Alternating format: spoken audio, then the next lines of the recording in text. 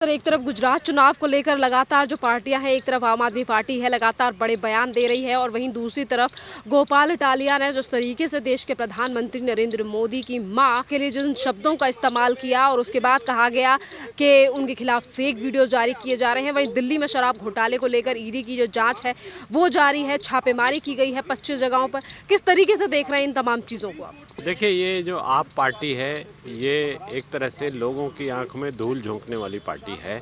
ये सबको दिखाई दे रहा है, हमको, आपको, सबको दिखाई दे रहा है, दिल्ली वालों को ज़्यादा दिखाई दे रहा है।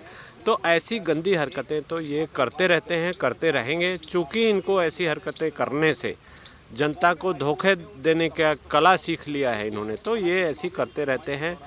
प्रधानमंत्री की माता के खिलाफ ऐसे शब्द का प्रयोग करना, जो भी पदाधिकारी हैं आपके, वो निंदनीय है और समाज को इस चीज़ को बिल्कुल रोक देना चाहिए और ये देखना चाहिए कि ऐसे लोग राजनीति से बाहर हो जाएं, जो किसी के ऊपर व्यक्तिगत रूप से कमेंट कर रहे हैं, ऐसी चीज़ें कर रहे हैं। और अरविंद केजरीवाल हमेशा सफ़ेद झूठ बोलते हैं, जिसको कि हम आम भाषा में बोले तो वो दिन का रात बनाते हैं और बिल्कुल सफ़ेद झूठ सार्वजनिक मंच से बोल देते हैं और बाद में जब झूठ पकड़ा जाता है तो चुप्पी साध लेते हैं। तो ये इस चीज़ को जनता को अपने दिमाग में रखना पड़ेगा, मीडिया को अपने दिमाग में रखना पड़ेगा, लोगों को अपने दिमाग में रखना पड़ेगा कि ये झूठे लोग हैं, फरेबी लोग हैं, मक्कार लोग हैं, ये झूठी बातें बोलते हैं और जब सबूत सामने लाए जाते हैं तो ये चुप हो जाते हैं और छिप जाते हैं और भाग जाते हैं। तो इस चीज़ का ध्यान रखते हुए ही इनको डील किया जाना चाहिए। इन भावनाओं में बहकर इनको वोट ना दे दिया जाए और अगर जनता ऐसा वोट देगी तो जैसे दिल्ली की जनता त्राही कर रही है, वैसे ही बाकी पंजाब में अब शुरू हो गया है। जहाँ भी इनके लोग जीतेंगे वहाँ ऐसा ही होगा, इसलिए इनको लेकर बहुत ही सजग रहने की ज़रूरत है।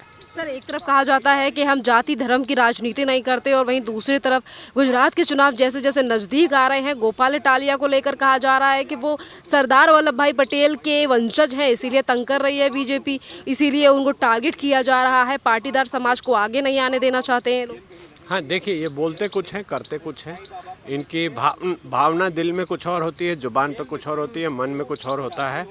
तो इन्होंने दिल्ली में भी जो भी किया है, धार्मिक रूप से सारी भावनाएं भड़काई हैं, वोट्स को पोलराइज़ किया है, कुछ लोगों को ये बताया है कि आप हमें वोट नहीं करेंगे तो यहाँ पर बीजेपी आ जाएगी, तो ये होगा, वो होगा। तो ये ऐसे ही करते रहते हैं, झूठ बोलते हैं।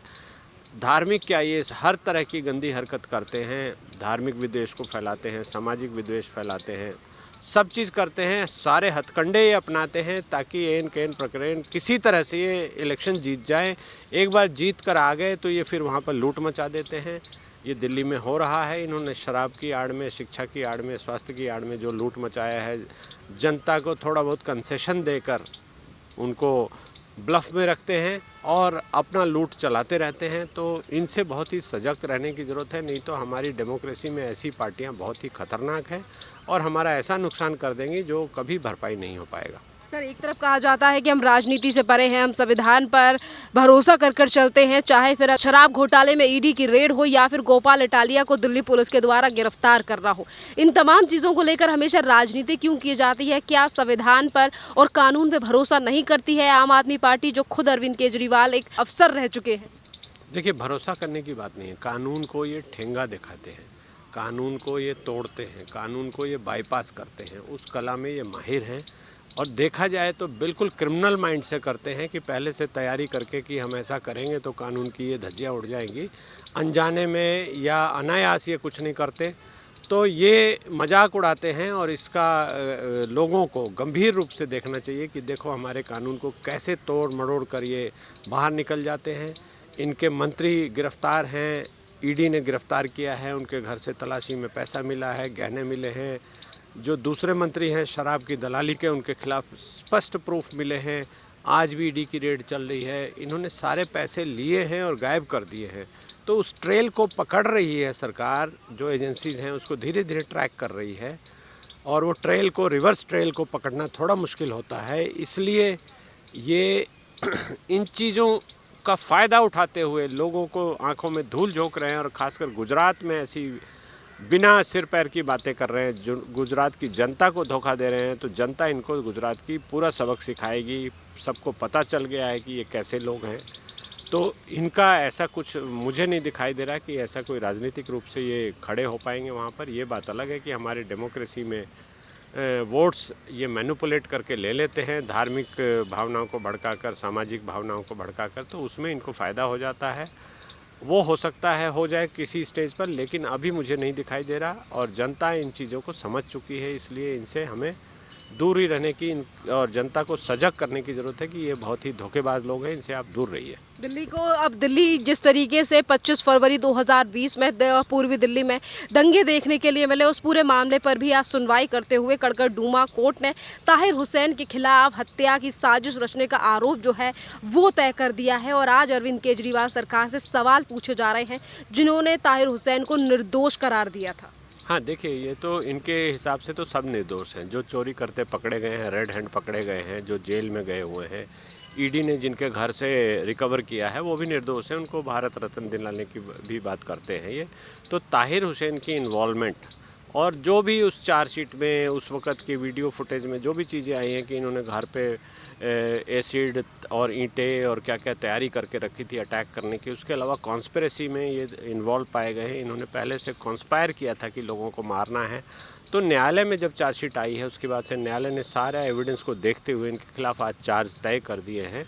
तो इस मोरल ग्राउंड पर इनको सबसे पहले रिज़ाइन कर देना चाहिए था। उसको करने की बजाय ये जो आप पार्टी के मुखिया हैं वो उसको डिफेंड कर रहे हैं और दूसरे लोग चुप्पी साधे हैं, दाएं बाएं की बातें कर रहे हैं। और जब ज़्यादा कुछ होता है तो ये कहते हैं कि चूँकि हम जीत रहे हैं इसलिए हमें केंद्र सरकार परेशान कर रही है। ऐसा कुछ नहीं है, आप क्रिमिनल हैं, क्रिमिनल को पकड़ना पुलिस का काम है, न्यायालय को सज़ा देने का काम है। तो न्यायालय उस प्रोसेस में आपको सज़ा दे रही है, उसमें सरकार का कहीं कोई रोल नहीं है। लोगों की आंखों में धूल झोंकना बंद कीजिए, क्रिमिनल्स को अपनी पार्टी के पदाधिकारी बनाना, मंत्री बनाना बंद कीजिए। ये हमारी जो राजनीति है इसको दूषित मत कीजिए, इसमें दलाली खाना बंद कीजिए। और भ्रष्टाचार को हटाने की आड़ में आकर भ्रष्टाचार को छुपकर करने वाले आप लोग, आपकी पोल पट्टी खुल चुकी है। आपको दिल्ली की जनता बहुत अच्छे से सबक सिखाएगी और बाकी देश की जनता भी इन चीज़ों को देख रही है। ये बात अलग है कि आप कहीं कहीं कुछ लोगों को धोखा देने में कामयाब हो जाते हैं, तो वो ज़्यादा दिन चलने वाला नहीं है। सर, अरविंद केजरीवाल की पार्टी हमेशा इस बात को लेकर जिक्र करती है कि जब भी किसी नेता की गिरफ्तारी की जाती है, छापेमारी की जाती है, ये चुनावों से प्रेरित होकर की जाती है। जब सत्येंद्र जैन की बारी आई तो हिमाचल प्रदेश का नाम लिया गया। अगर दिल्ली के डिप्टी सीएम मनीष सिसोदिया को लेकर छापेमारी की गई तो गुजरात का जिक्र किया गया। ताहिर हुसैन की गिरफ्तारी हुई तो कहा गया कि वो मुसलमान है। हमेशा हर आरोपी को या फिर जिसके ऊपर भी छापेमारी की जाती है उसे बचाने का प्रयास, डिफेंड करने की कोशिश क्यों की जाती है? क्यों कोर्ट के फैसले का जो है वेट नहीं किया जाता? देखिए, ये जाहिर बात है कि ये बहुत ही मक्कार किस्म के मैनिपुलेटिव लोग हैं जो जनता की भावनाओं से खेलते हैं, भावनाओं को भड़काते हैं। ताहिर हुसैन एक क्रिमिनल हैं, वो हिंदू हो मुसलमान हो उससे कोई फ़र्क नहीं पड़ता। आप क्रिमिनल हैं, आपने प्लानिंग करके अटैक किया है भीड़ पे, सीएए के समय जो दंगे कराए हैं उसमें आपकी इन्वॉल्वमेंट है। तो कानूनी रूप से आपका किसी धर्म को नहीं देखते हुए आपके खिलाफ कार्रवाई की जा रही है। पुलिस ने चार्जशीट सबमिट की है, तो उसमें ये बोलना कि ये मुसलमान है इसलिए इनके खिलाफ एक्शन किया जा रहा है, ये बिल्कुल ही गलत बात है और बहुत ही निंदनीय बात है। ये धार्मिक भावनाओं को ये भड़काते हैं और दूसरी पार्टियों को ब्लेम करते हैं। ऐसे ही जो इनके मंत्री दलाली में पकड़े गए हैं, जो इनके घर से कैश निकला है, करोड़ों रुपया निकला है, ज्वेलरी निकली है, उनको बचाने के लिए दाएं बाएं की इधर उधर की बातें करते हैं और ये कहते हैं कि केंद्र सरकार हमें परेशान कर रही है। ऐसा कुछ नहीं है। आप अपने मंत्रियों का गरेबान में झांकिए, जो दलाली ले रहे हैं, खुलेआम पैसे ले रहे हैं, रूल्स को तोड़ रहे हैं, कॉन्ट्रैक्टर्स से पैसे ले रहे हैं, जो शराब माफिया है उसके साथ बैठते उठते हैं, उनके से पैसे ले रहे हैं, उनके इशारे पर दिल्ली का कानून बदल देते हैं, शराब की लूट शुरू कर देते हैं। तो इन चीज़ों को आपको देखना पड़ेगा। जनता देख रही है, लेकिन चूंकि जनता बेबस है, अब आप चुने जा चुके हैं तो कुछ नहीं किया जा सकता। उसका ये फ़ायदा उठा रहे हैं, लेकिन ये बात तय है कि जनता इनको अच्छे से सबक सिखाएगी। सर, गुजरात के चुनाव से हर चीज़ को जोड़ा जा रहा है और वहीं सी वोटर सर्वे जो है वो कुछ और ही बात कह रहे हैं। पर अरविंद केजरीवाल का कहना है कि जिस तरीके से छापेमारी की गई थी, अगर गिरफ्तारी होती है तो ग्राफ जो है वो गुजरात में बढ़ जाएगा। पर जो नतीजे सामने आ रहे हैं, सी वोटर सर्वे सामने आ रहे हैं, वो कुछ और ही चीज़ दर्शा रहे हैं। हाँ, देखिए, जो भी सर्वे होते हैं उसको ये झुठला देते हैं। आपको ध्यान होगा दिल्ली में भी इन्होंने टीआई का, ट्रांसपेरेंसी इंटरनेशनल का एक सर्वे दिखाकर अपने आप को बहुत अच्छे नंबर दे दिए थे और बहुत अच्छी गवर्नेंस की बात कही थी। बाद में जो लेडी उस जिसको इन्होंने, जो इनके इशारे पर फौज रिपोर्ट बनाने को तैयार नहीं हुई तो उसको टीआई से इन्होंने हटवाया, तब पोल खुली कि ये कैसे मैनिपुलेट करते हैं, कैसे इन सर्वे को झुठलाते हैं और कैसे ये गंदी हरकतें करते हैं, गलत हरकतें करते हैं और हमारी डेमोक्रेसी का मजाक उड़ाते हैं। कहाँ तो वोटर को ऐसा लगता है कि ये पार्टी अच्छी है और ये जीतने वाली है, ये इनकी पॉलिसी अच्छी है, लुभावनी है, अट्रैक्टिव है, वहीं उनको वो ट्रैप में फंसा लेते हैं और ट्रैप में फंसाकर वोट लेकर फिर ये अपना भ्रष्टाचार का, लूट-पाट का, चोरी का और दलाली खाने का काम बड़े लेवल पर शुरू कर देते हैं। जनता को ये समझ नहीं आता और हमारे डेमोक्रेसी की संरचना ऐसी है कि एक बार जब ये जीत कर आ गए तो इनका बहुत कुछ बिगाड़ा भी नहीं जा सकता और वो नंगा नाच ये शुरू कर देते हैं। तो जनता को सजग रहना है कि इनको किसी भी हालत में गुजरात में ये सत्ता में नहीं आए, ये देखना पड़ेगा। नहीं तो गुजरात का भी वही हाल होगा जो दिल्ली में हुआ है और जो अब पंजाब में हो रहा है। तो गुजरात की जनता इस ट्रैप में फंस जाएगी, इसलिए गुजरात की जनता को बहुत सजग रहने की ज़रूरत है, बहुत दूर रहने की ज़रूरत है। बहुत बहुत धन्यवाद सर।